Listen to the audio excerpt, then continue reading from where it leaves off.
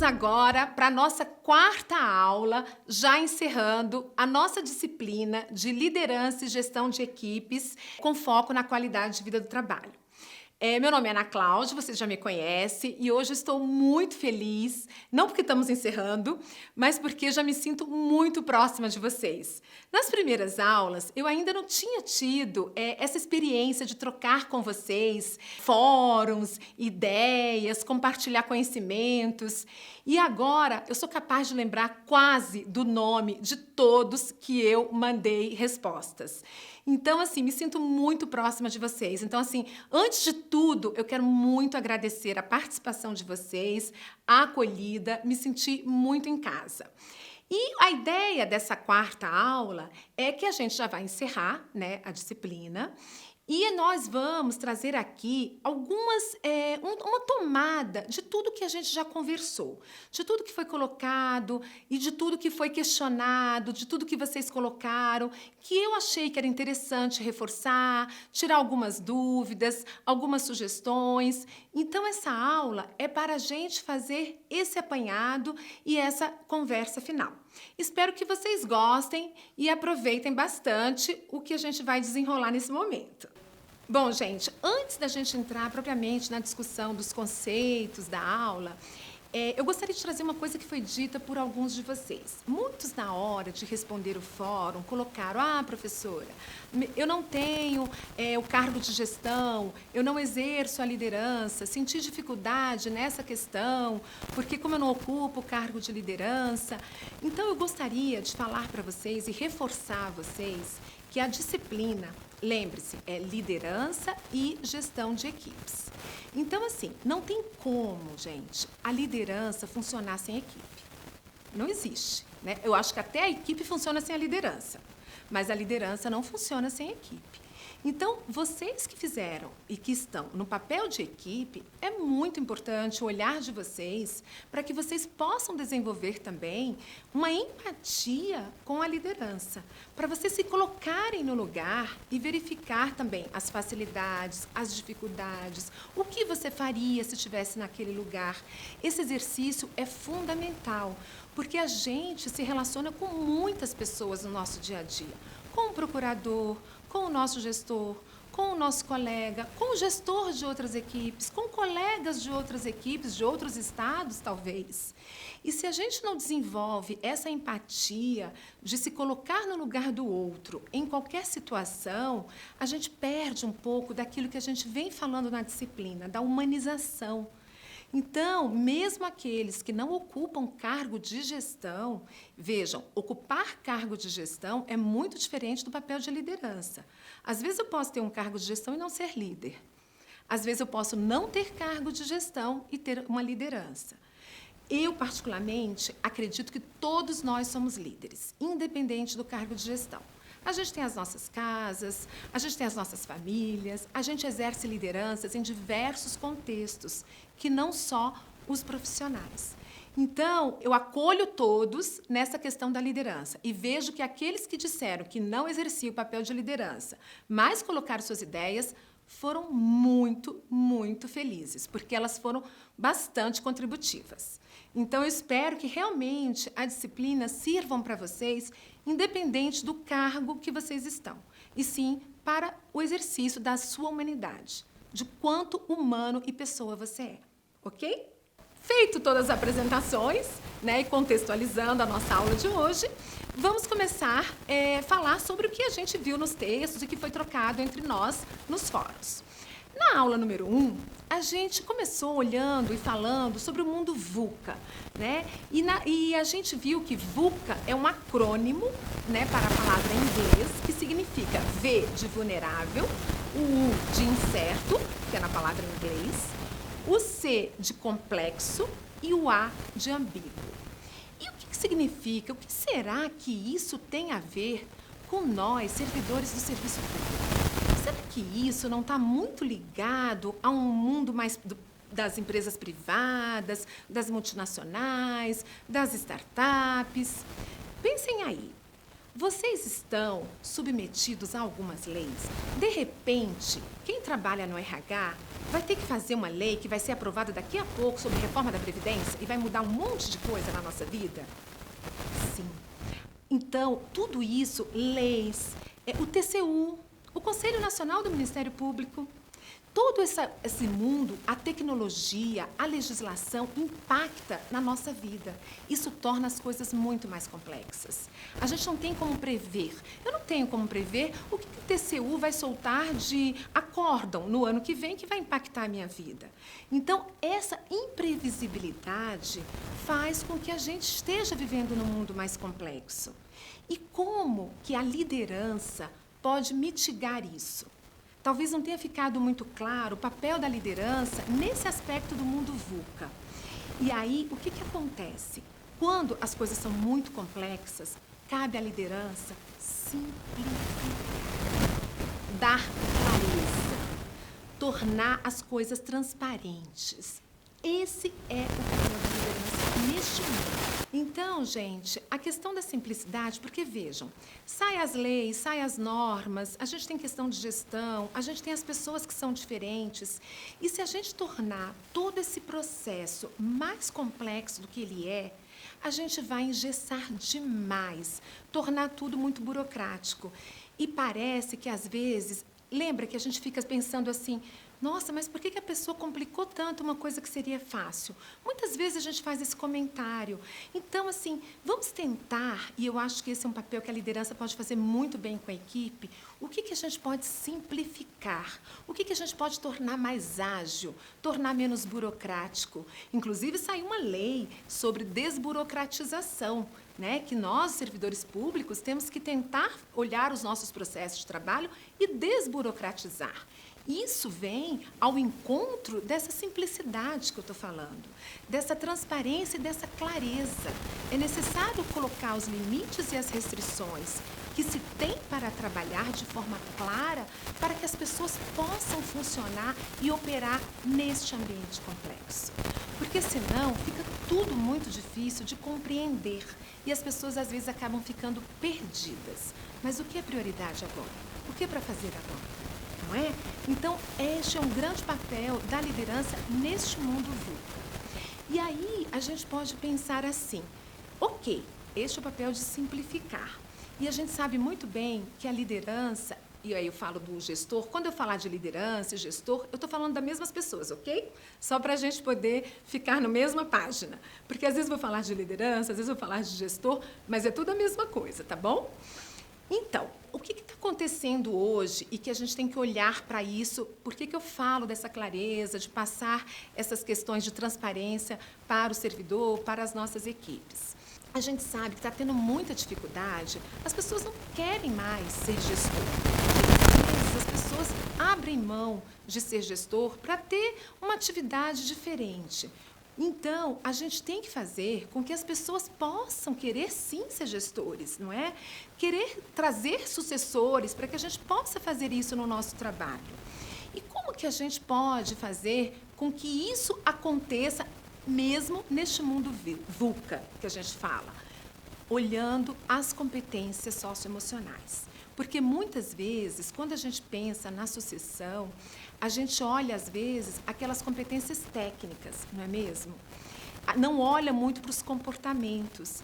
E é isso que a gente tem que começar a olhar para as pessoas. Olhar nesse lugar do comportamento, como elas estão se comportando, como elas se reagem em trabalhar numa equipe. Porque, às vezes, a gente quer as pessoas muito competentes tecnicamente, ok, são ótimos, mas o que adianta pessoas super competentes tecnicamente que não se relacionam com as equipes?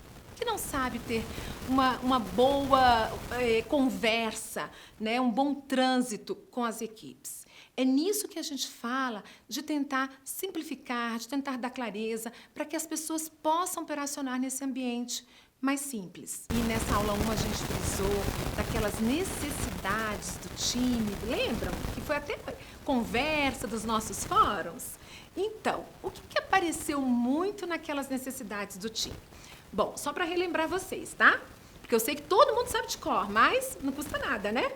Então, a gente viu que tem aquelas 3 necessidades no time, não é? A necessidade da tarefa, tarefa, e aí a gente pode pensar na tarefa como processo, projeto, ação, iniciativa, as atividades, as metas, enfim, tudo que diz respeito ao trabalho. Aí a gente viu a dimensão da equipe e a dimensão do indivíduo.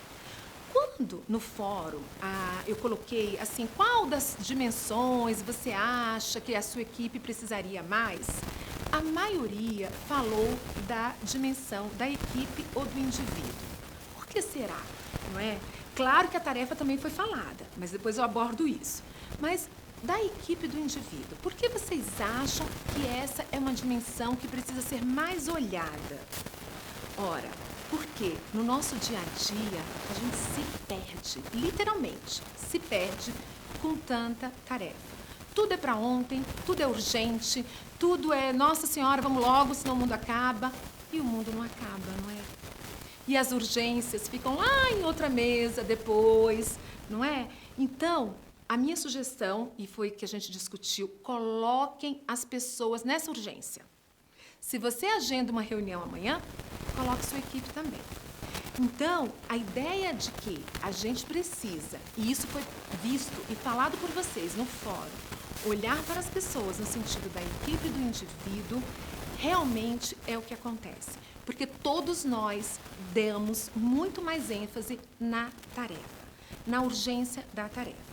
Outra questão que eu achei muito interessante, e aí eu já tenho uma sugestão sobre isso, vocês colocaram que na questão da tarefa, era muito legal fazer uma manualização, né? Ou até sugerimos um checklist das atividades que são feitas no setor. Muitos colegas chegam e não sabem o que fazer, eles ficam realmente perdidos, né? Então, assim, quando esse colega chega, como você faz a ambientação desse colega? E isso é importante. Lembrando que o manual, gente, se vocês forem fazer manual, eu dei bastante ideia sobre isso e eu acho interessante, naquelas coisas e questões e atividades que tem um passo a passo, né, que tem uma forma de fazer já prescrita, é importante que vocês tenham. E é importante que esteja acessível. Não adianta vocês fazerem manual, fazer checklist e deixar numa pasta que está dentro da outra pasta, que está dentro da outra pasta e ninguém acha. Tem que estar com o nome intuitivo, tem que estar no lugar acessível, porque senão não funciona.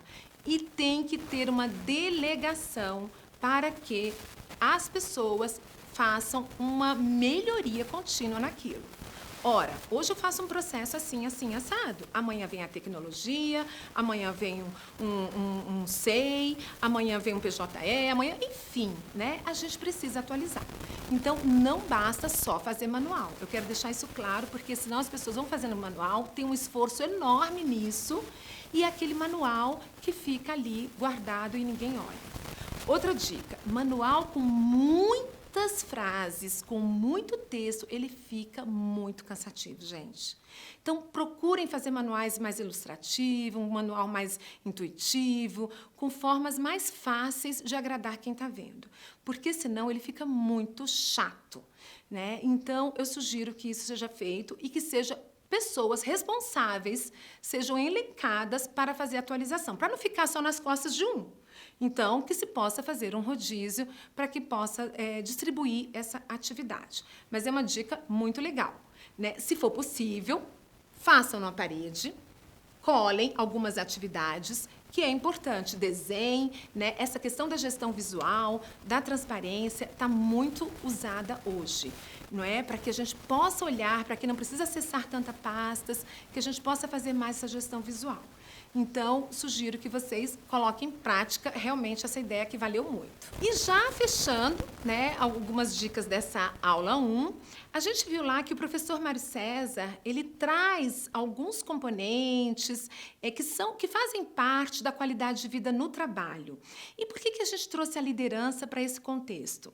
Vocês lembram quando eu falei que o líder, o gestor, ele funciona como um jardineiro? É exatamente isso, né? O gestor é aquela pessoa que ela é uma das principais responsáveis pelo clima organizacional da sua unidade. Claro que todos nós somos, né? Todos os servidores, a equipe, o procurador, todos nós somos responsáveis pelo clima organizacional. Mas o gestor, pela condição que ele está, por ele ter acesso a questões que vêm da estratégia, da alta administração, e por ele também ter acesso a essas necessidades da equipe, as necessidades do servidor, ele faz esse contraponto e ele consegue estabelecer que questões são importantes para o clima daquela unidade. Lógico que o clima da sua unidade será diferente das necessidades da outra unidade.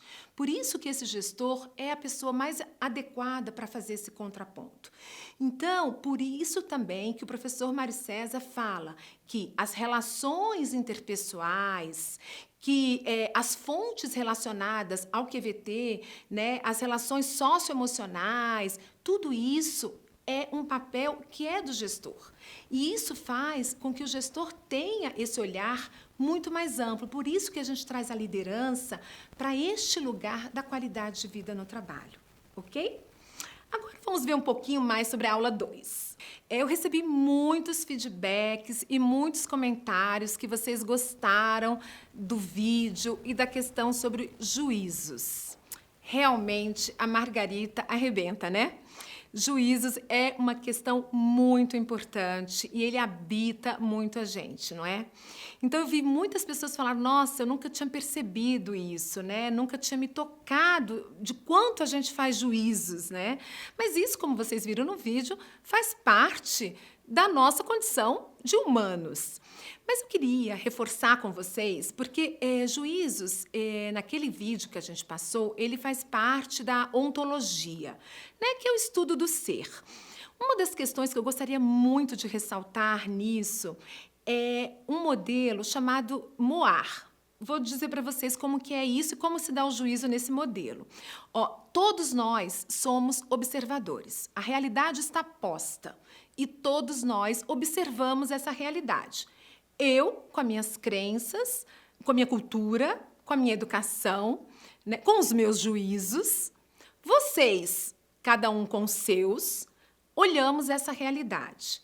O que vemos sobre ela é totalmente diferente. O que interpretamos sobre ela é diferente, porque somos observadores diferentes.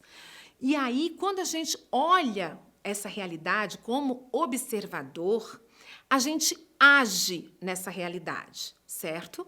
E aí, desta realidade, da minha ação, ela traz consequências, que são os resultados.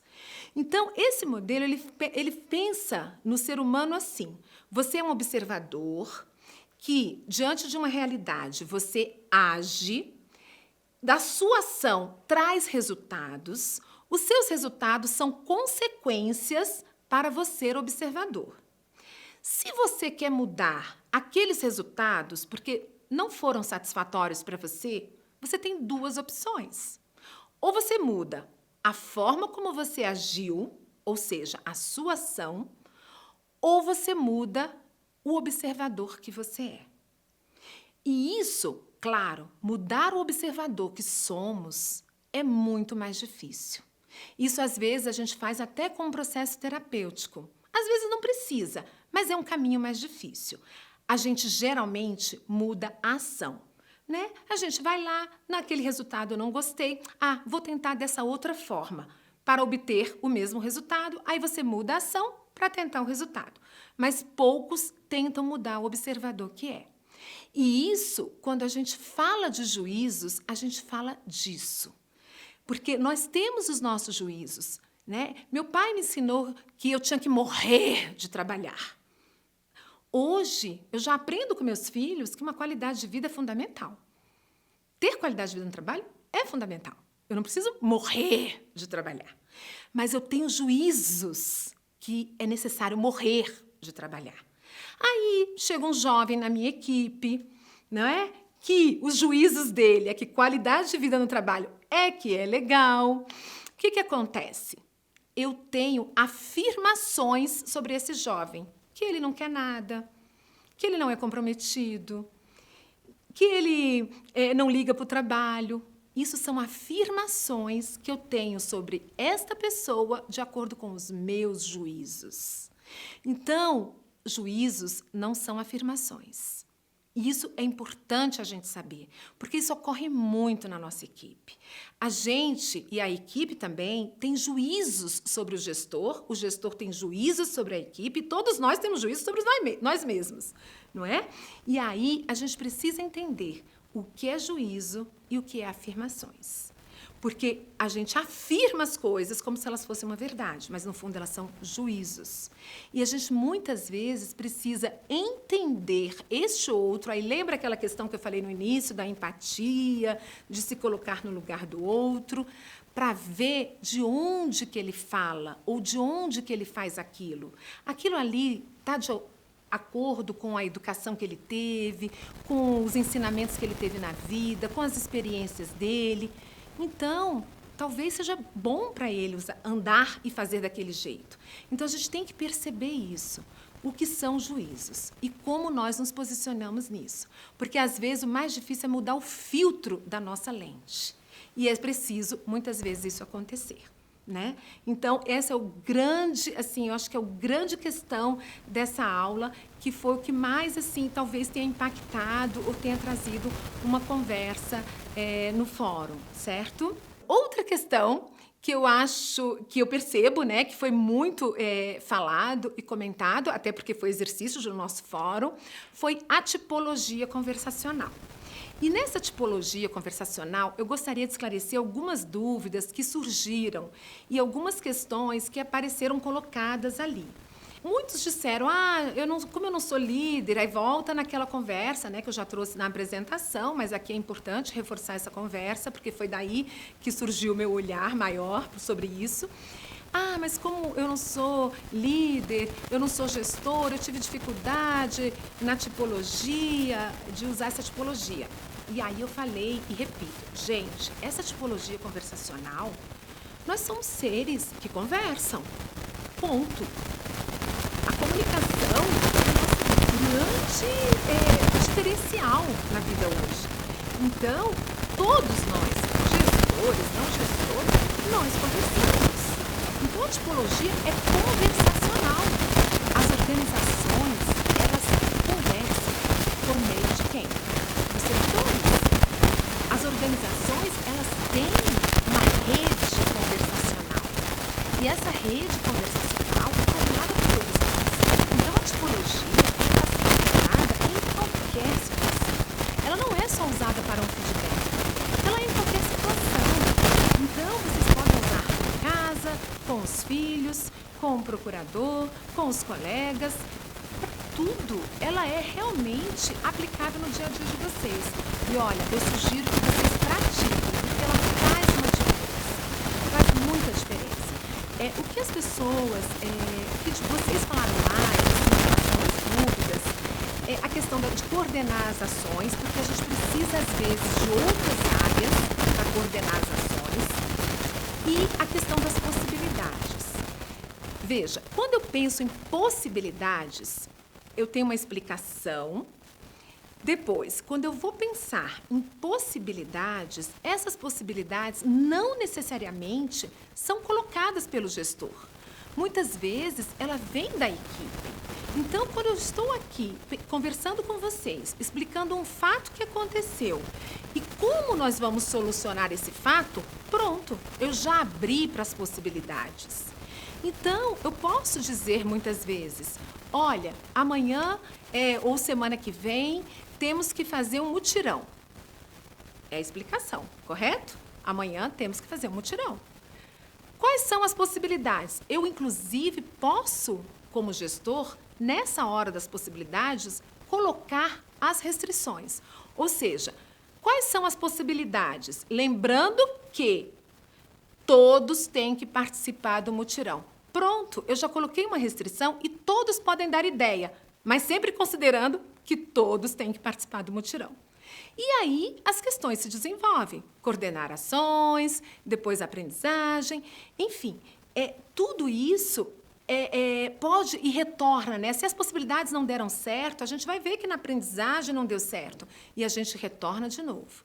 Então, esse é um ciclo que sempre começa e inicia, ok?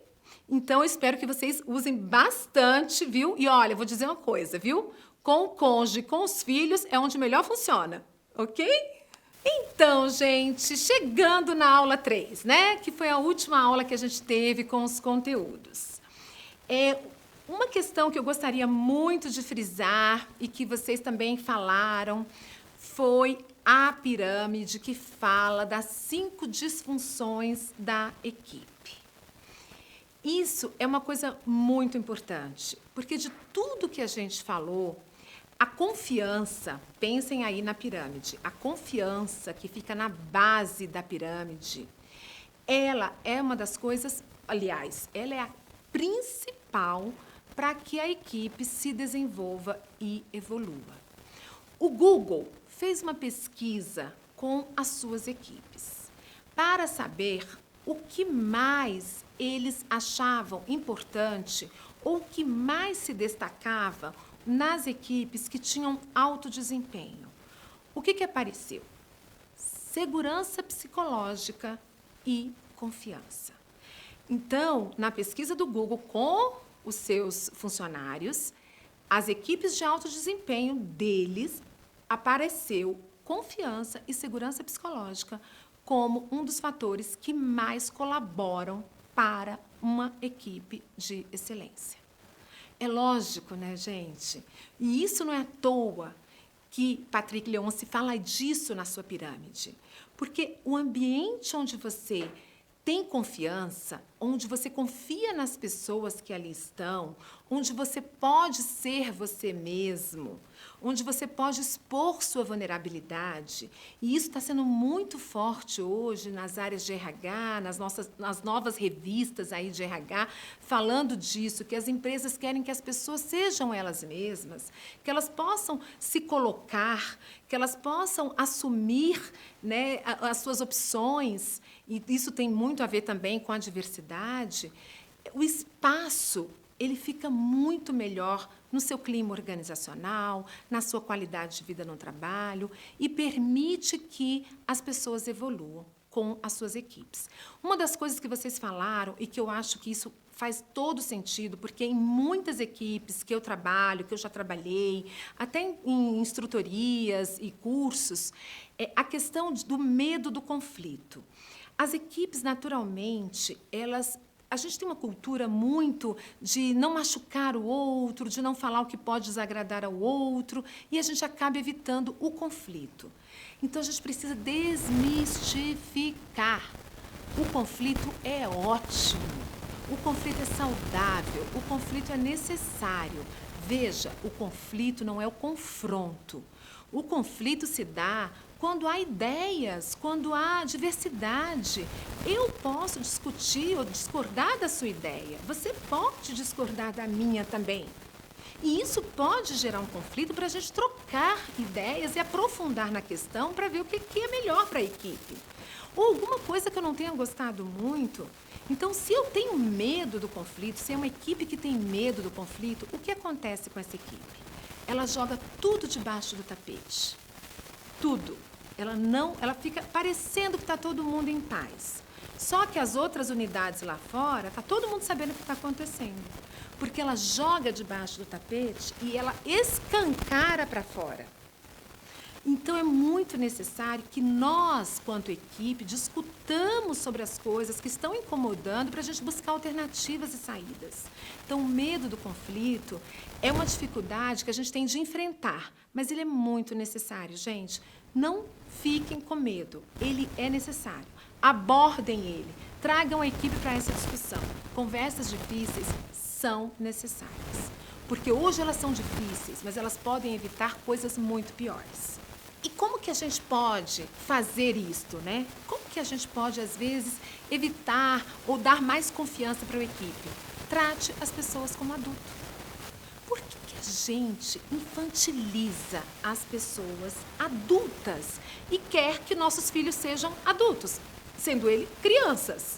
Eu acho que tem umas coisas estranhas, não é? Porque quando a gente tem uma criança, a gente fala, meu filho, você já é grande, seja adulto. E aí, quando a gente tem um monte de adulto com a gente no trabalho, a gente infantiliza eles como se fossem crianças. Então, trate as pessoas como adultos. Elas têm a vida delas, elas resolvem os problemas delas, elas são capazes de ter conversas com adultos. Não infantilize as pessoas da sua equipe. A gente falou também um pouquinho de motivação intrínseca, motivação extrínseca, de flow, que eu acho que foi muito legal. Algumas pessoas disseram que estava no flow. Eu estava totalmente no flow, conversando com vocês. Eu nem vou falar do que é flow, tá? Porque eu já sei que vocês sabem. Eu não vou aqui explicar, me recuso. Só vou dizer que eu estava no flow. Bom, deduzam, ok? Mas a gente falou do círculo dourado, né? O círculo dourado do Simon Sinek. Eu acho que é uma coisa muito interessante. O círculo dourado, eu queria reforçar aqui, ele não só serve para você pensar na sua unidade, ele serve para pensar em você.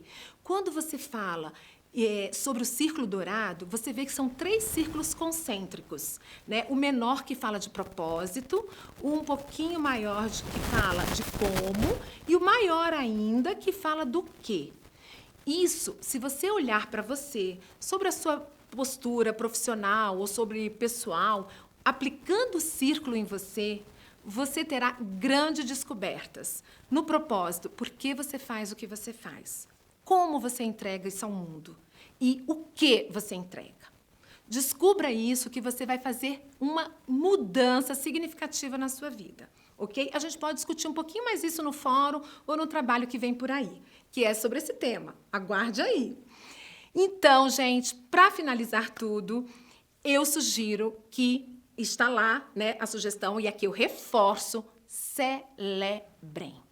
Celebrem com as equipes. Celebrem os momentos, celebrem não só o Natal e o aniversário, celebrem as conquistas, pequenas, sim, mas são conquistas. Isso dá uma sensação de que a equipe está caminhando, que a equipe está funcionando, que aquilo ali que está sendo feito está sendo reconhecido. Então, eu até sugiro um exercício para vocês, para ficar mais fácil. Faça uma retrospectiva. Olha, estamos acabando o primeiro semestre. Não acabamos? Estamos já acabando.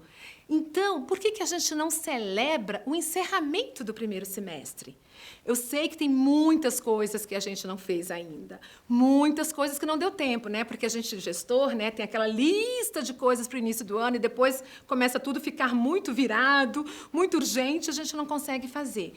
Eu sei que muitas coisas do primeiro semestre que você queria fazer não deu para fazer. Mas e o que deu para fazer? Celebre o que deu para fazer. Porque foi isso, vocês fizeram o melhor que vocês puderam com as condições que tinham. Celebrem. Então, faça uma retrospectiva. Reúna a sua equipe, marque numa sala, agende, faça uma retrospectiva. Comece celebrando, dizendo para cada um colocar, e aí pode ser até num post-it, o que foi feito naquele semestre que eles acharam que foi legal. Peça para as pessoas colocarem, cole na parede, né? E vejam e visualizem um mosaico de coisas que vocês fizeram. E não só as grandes, hein? As pequenas também. Pequenas modificações. Aquilo dá uma sensação de vitória. Depois, no segundo momento, veja, e o que podemos melhorar para o segundo semestre? O que podemos melhorar? Aí olha naquelas 3 dimensões, naquelas esferas da tarefa, da equipe, do indivíduo. O que podemos melhorar nas nossas atividades? E o que podemos melhorar para a nossa equipe? O que deu certo e não deu certo? As reuniões mensais deram certo? Não? Então como podemos melhorar? Podemos ser quinzenais? Podemos ser semanais? É isso, gente. Não perca a oportunidade. Faça uma retrospectiva no final do semestre e celebre com a sua equipe. Muito obrigada. Um beijo para vocês. Desejo muito sucesso nessa caminhada, tá? Tamo junto.